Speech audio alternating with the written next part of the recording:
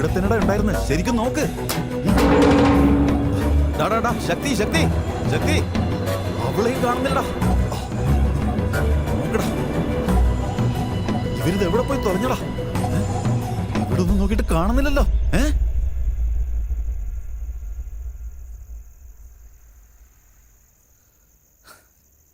ഇനി എന്റെ സഹായം വേണം തോന്നുന്നില്ല. എന്നെ കൂട്ടിക്കൊണ്ടുവന്ന അവനാ, പണത്തിനാവശ്യം അവനാ. ഞാൻ നിന്നെ രക്ഷപ്പെടുത്തിയെന്ന് വിചാരിച്ചാൽ മതി. ഇവിടെ മുതൽ നിനക്ക് നിന്റെ വഴി, എനിക്ക് എൻ്റെ വഴി. നീ ഹാപ്പി ആയിട്ട് വീട്ടിലേക്ക് പോകാൻ നോക്ക്. കാണാം.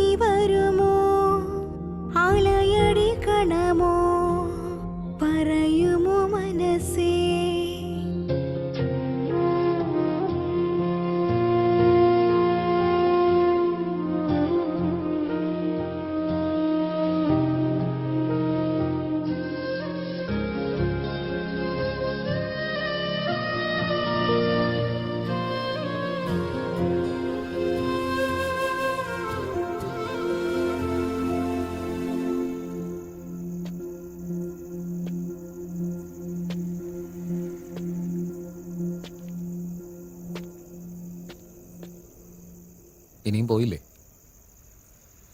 ഏയ്, നിന്നോടാ ചോദിക്കുന്നത് കേൾക്കാതിരിക്കുന്നെന്താ? എനിക്ക് ആരുമില്ല. ആരുമില്ലെന്ന് വെച്ചാ?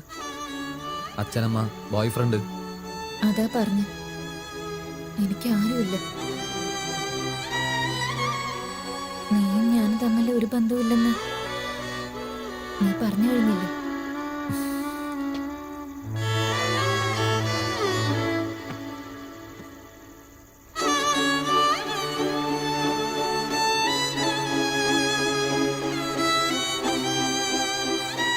എൻ്റെ കൂടെ വാ.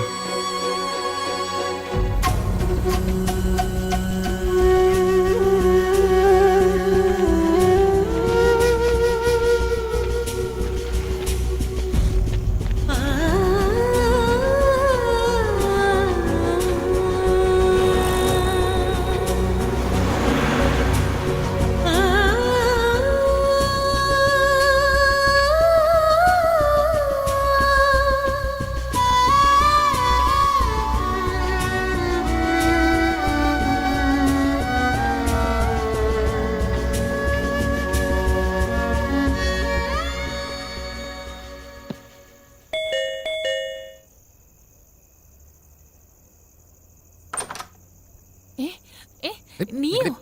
വിട്. ഒരു മിനിറ്റ് പറയുന്നു കേക്ക്. എന്തിനാ പിന്നെ ഇങ്ങോട്ട് വന്നേ? ഇതാ കാര്യമല്ല, വേറൊരു കാര്യമാണ്. പോകാനല്ലേ പറഞ്ഞത്? ഒരു ചെറിയ ഹെൽപ്പിനാ. ഇല്ല, പറ്റില്ല. പോവാൻ നോക്ക്. എനിക്ക് വേണ്ടിയല്ല, ഈ പെണ്ണിന് വേണ്ടിയാ. പ്ലീസ്.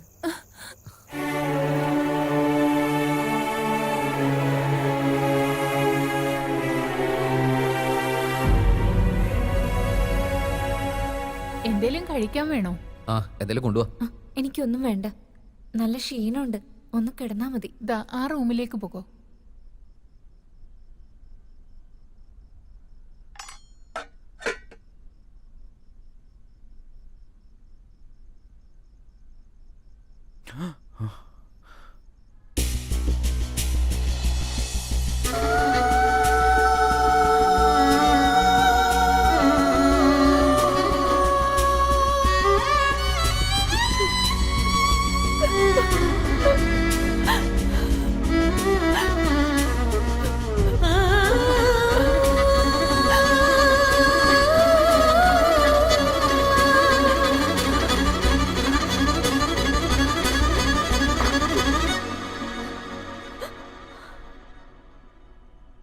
നിർത്തിക്കളഞ്ഞ് അറക്കടി.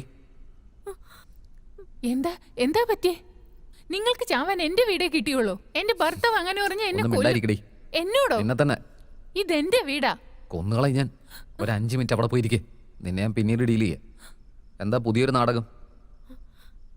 ഇവിടെ വെച്ചല്ല, ആത്മഹത്യ ആയിരുന്നെങ്കിലേ ആ കുടിൽ വെച്ച് ചെയ്യായിരുന്നില്ലേ? ഞാൻ എന്തുകൊണ്ട് ഇങ്ങനെ ആയി എന്നറിയാമോ? അറിയാം. നിന്റെ അച്ഛൻ നിന്റെ അമ്മയെ പറ്റിച്ചിട്ട് പോയതല്ലേ? നിന്റെ അമ്മ ചെറിയ വയസ്സിൽ തന്നെ മരിച്ചിട്ടും ഉണ്ടാവും. ബോയ് ഫ്രണ്ട് നിന്നെ ഉപയോഗിച്ചിട്ട് വിട്ടിട്ടും ഉണ്ടാവും. ഇതിൽ കൂടുതലെല്ലാം പറയാനുണ്ടോ?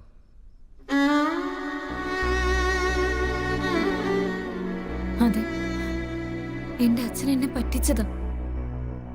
എന്റെ അമ്മ എന്റെ ചെറിയ പ്രായത്തിലെ മരിച്ചുപോയി. പക്ഷെ ഇതൊന്നും ഒരു കാരണമല്ല ഞാൻ പ്രോസ്റ്റിറ്റ്യൂട്ട് ആയതിന്.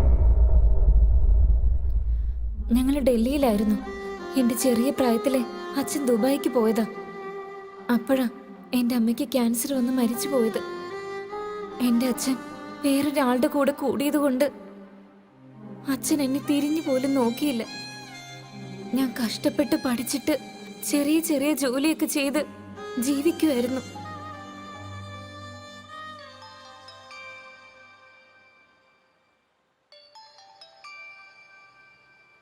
എനിക്ക് അപ്പൊ ഒരു ബോയ് ഫ്രണ്ട് ഉണ്ടായിരുന്നു. ഞാൻ പറഞ്ഞല്ലേ എനിക്ക് വരാൻ പറ്റില്ലെന്ന്. എനിക്ക് ഓഫീസില് ഒരുപാട് ജോലിയൊക്കെ ഉള്ളതാ. ഞാൻ പറഞ്ഞല്ലേ എനിക്ക് ഒരുപാട് ജോലി ഉണ്ടെന്ന്. വൈ ഡോണ്ട് യു അണ്ടർസ്റ്റാൻഡ് യാ? ഓ അതൊന്നും അല്ല, ഞാൻ പറയുന്നൊന്ന് മനസ്സിലാക്ക് please. Why don't you get it യാർ? ഇങ്ങനെ ശല്യപ്പെടുത്തല്ലേ.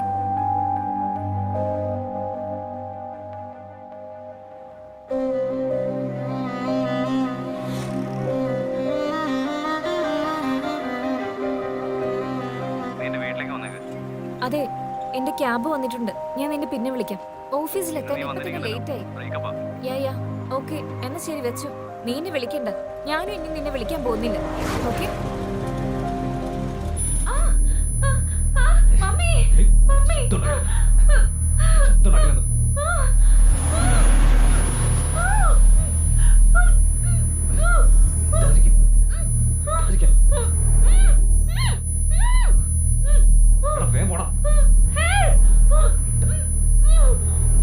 വേഗം പോടാ.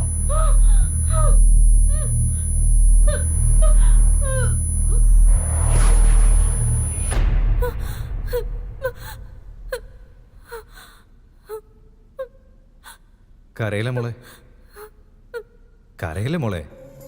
അയ്യോ അയ്യോ, എന്റെ പൊന്നു മോളല്ലേ, കരയല്ലേ? അയ്യോ അയ്യോ, കരയിലെന്നല്ലേ പറഞ്ഞ? എന്നെ വെറുതെ വിടണം സർ. എന്ത് വെറുതെ വിടണമെന്നോ? നിന്റെ ഫോട്ടോ ഒരുത്തന്നെ അയച്ചു തന്ന സമയം തൊട്ട് നിന്നെ ഇത്ര നാൾ കഷ്ടപ്പെട്ട് അന്വേഷിച്ച് നിന്നെ ഇത്രയും കഷ്ടപ്പെട്ട് കിഡ്നാപ്പ് ചെയ്തതും പോരാ, നിന്നെ അത്ര പെട്ടെന്ന് വിട്ടുകളയെന്ന് വിചാരിച്ചോ? അങ്ങനെ പെട്ടെന്ന് വിട്ടുകളയാൻ പറ്റുമോ? പറയ, അങ്ങനെ പെട്ടെന്ന് വിടാൻ പറ്റുമോ? ആ പ്ലീസ് സർ, എന്നെ വെറുതെ വിട് സർ.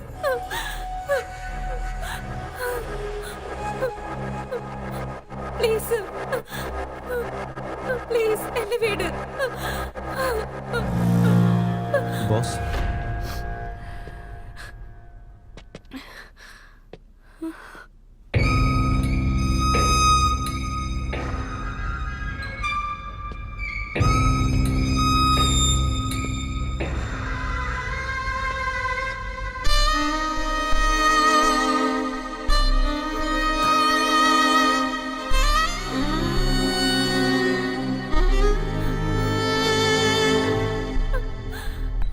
നിന്റെ പേരെന്താ? പറയേ. സീത. സീത. മൈസെൽഫ് രാവണൻ.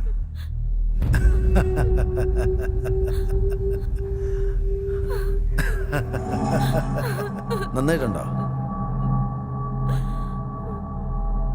എന്ത് ജോലിയാ ചെയ്യുന്നേ?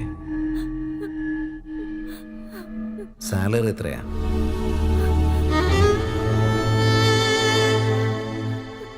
30,000. 30,000? അത് മതിയോ നിനക്ക്? ഡാ, നിന്റെ ചെലവ് എത്രയാടാ? 1,00,000 രൂപ. മനസ്സിലായ? 1 lakh. എൻ്റെ കൂടെ ജോലി ചെയ്യേ, ലക്ഷക്കണക്കിന് രൂപ ഉണ്ടാക്കാം.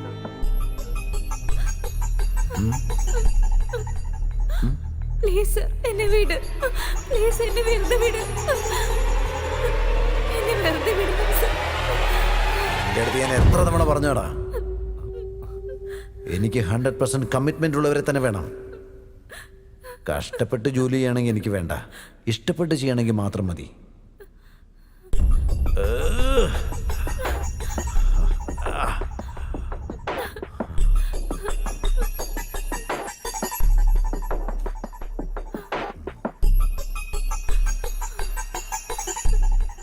കൺവിൻസ് ചെയ്യേ.